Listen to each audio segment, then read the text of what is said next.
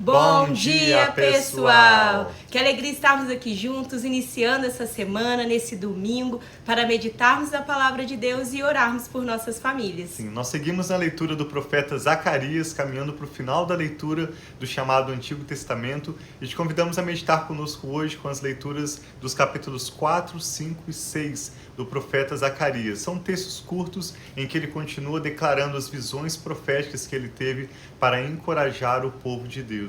Lembramos que Zacarias viveu no final do período do exílio do povo de Judá na Babilônia, e ele declarou essas palavras encorajando Zorobabel, que era o governador da cidade de Jerusalém, uma cidade que estava completamente destruída já desde 70 anos antes, quando começou o exílio na Babilônia, e ele também direcionou suas palavras a Josué, que era o sumo sacerdote naquele contexto. Ele estava encorajando o povo de Deus a retornar para Jerusalém, reconstruir o templo, e essas palavras de encorajamento do profeta Zacarias tanto tinham significado para a sua geração como para nós no futuro, para o tempo da igreja que seria estabelecida, representando ou sendo de fato essa casa de Deus onde o Espírito Santo habita. Então hoje nós vamos ler mais algumas visões.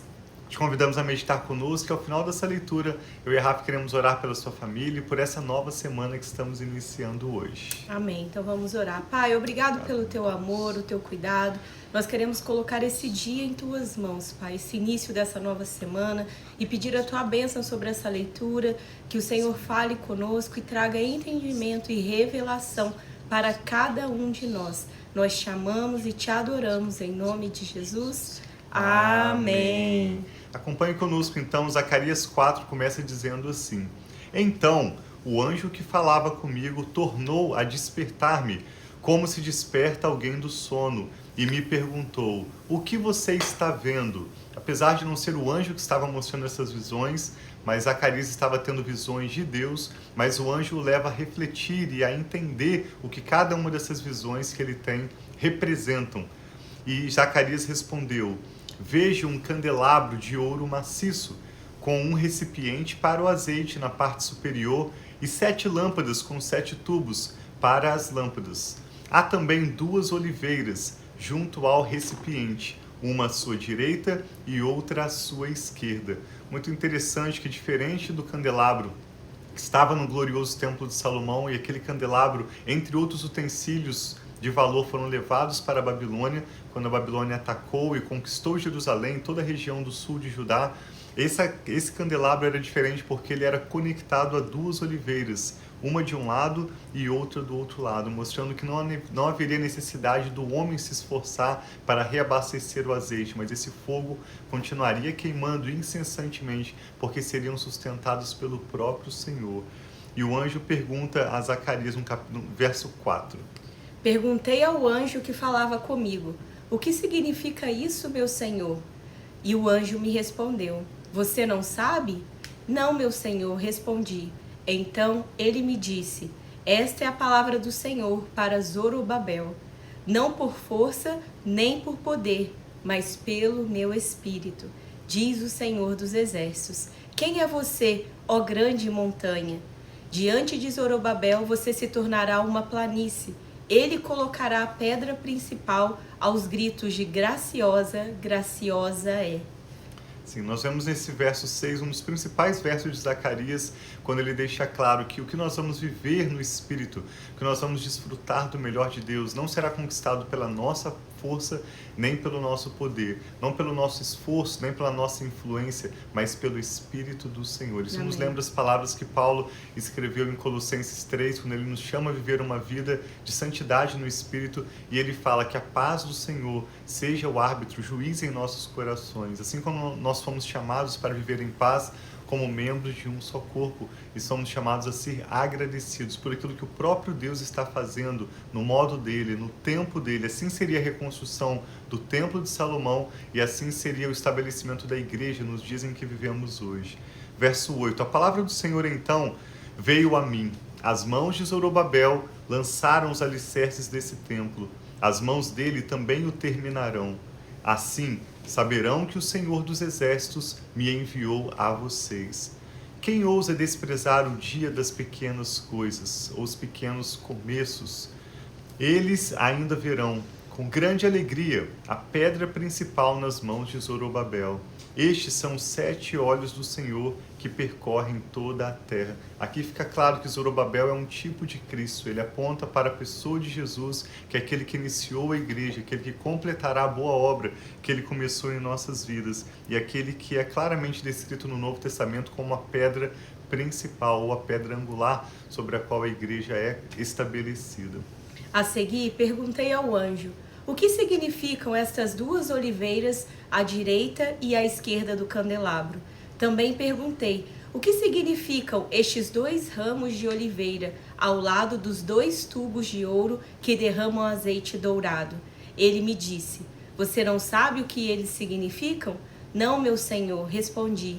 Então ele me disse: são os 2 homens que foram ungidos para servir o soberano de toda a terra. Sim, eu entendo que essas 2 pés de oliveiras que estão conectados a esse candelabro, alimentando-o incessantemente, e o anjo interpreta como sendo 2 homens, são provavelmente os 2 povos que formam a igreja.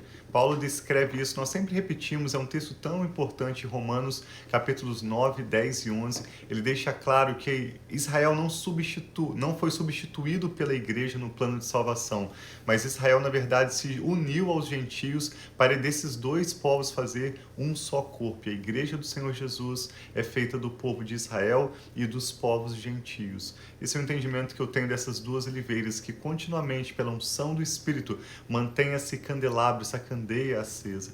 Jesus disse que nós, a igreja dele, somos a luz do mundo, Mateus 5,14. E ele fala assim: brilhe a luz de vocês diante dos homens, para que vejam as suas boas obras. Então essa luz representa o resultado do agir do Espírito Santo através da igreja, trazendo boas obras para glorificar o Pai. Vamos ler então Zacarias capítulo 5, quando Zacarias traz então uma nova visão que ele tem. Levantei novamente os olhos e vi diante de mim um rolo que voava. O anjo me perguntou: o que você está vendo? Respondi: vejo um rolo que voa, de 20 côvados de comprimento por 10 côvados de largura. Então ele me disse: nele está escrita a maldição que está sendo derramada sobre toda a terra, porque tanto o ladrão como o que jura falsamente serão expulsos conforme essa maldição. Assim declara o Senhor dos Exércitos: eu lancei essa maldição para que ela entre na casa do ladrão e na casa do que jura falsamente pelo meu nome. Ela ficará dentro da sua casa e destruirá tanto as vigas quanto os tijolos. Sim, essa dimensão do rolo de 20 côvados por 10 côvados é aproximadamente 9 metros por 4,5 de largura. Imagina um prédio de 3 andares de altura. Essa é aproximadamente a altura do rolo que Zacarias descreve na sua visão.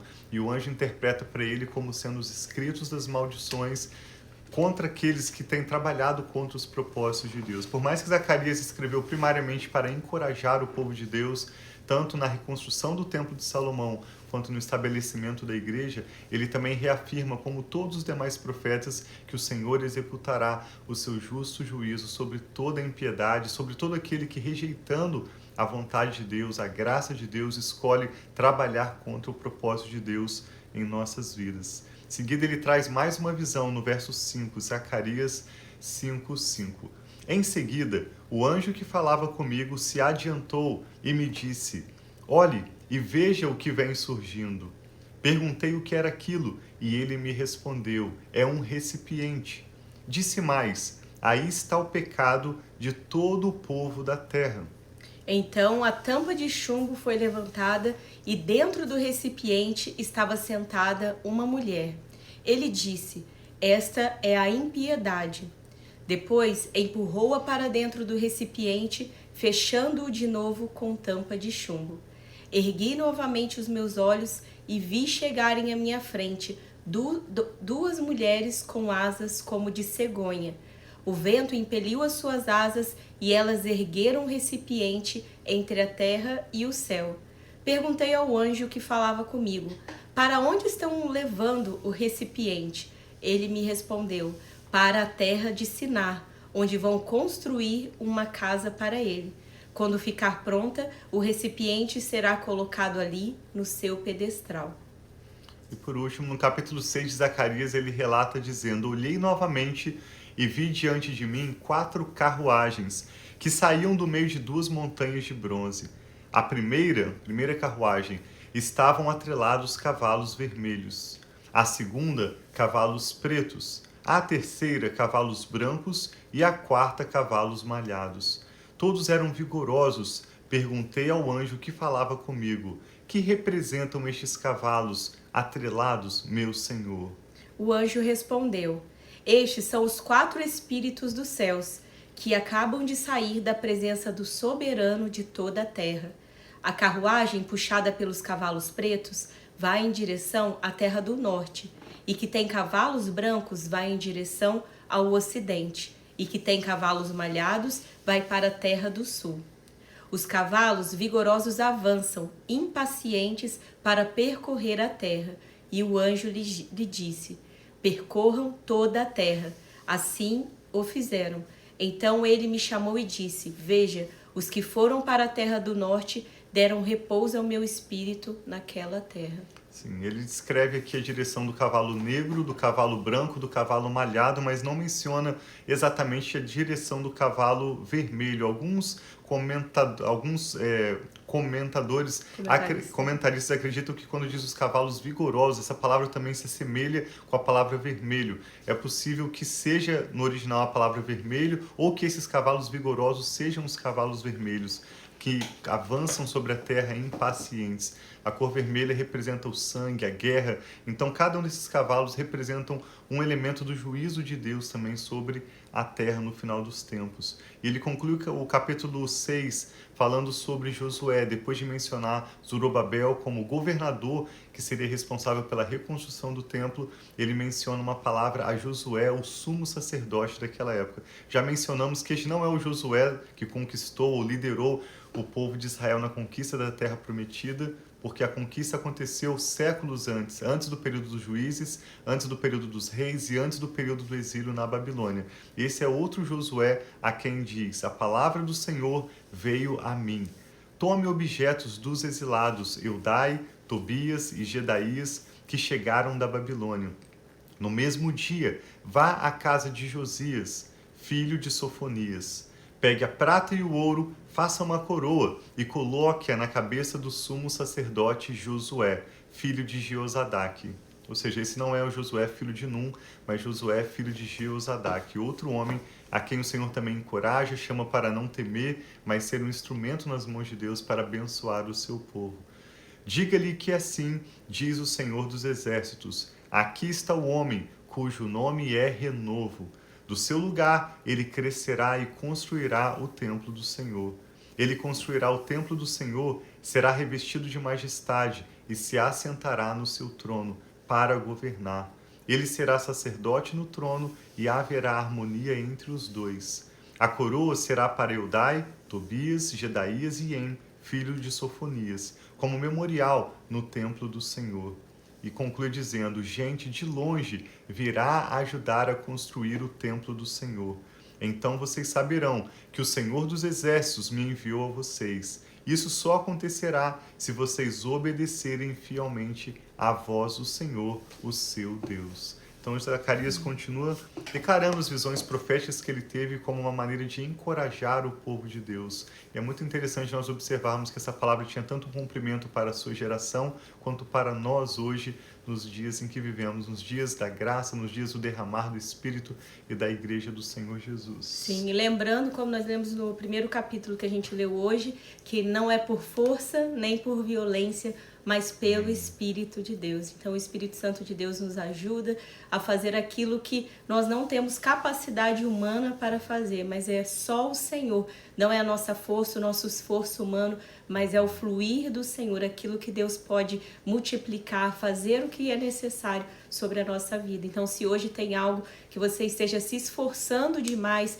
para conseguir, seja fazer ou conquistar, saiba que muitas vezes não é por essa força humana, mas é pela palavra de Deus, é pela a multiplicação que Deus pode dar uma colheita 100 por 1, de uma semente dá 100, e daquilo que talvez você faz um de esforço, Deus multiplicar em 100 aquilo que precisa. Então vamos colocar os nossos pedidos, tudo aquilo que talvez tenha tirado a paz ou aquilo que você tem se esforçado para fazer, colocar hoje diante de Deus, o Deus que multiplica e o Deus que fala que não vai ser pela força e não pela violência, mas sim pelo Espírito dele, pelo Espírito do Senhor.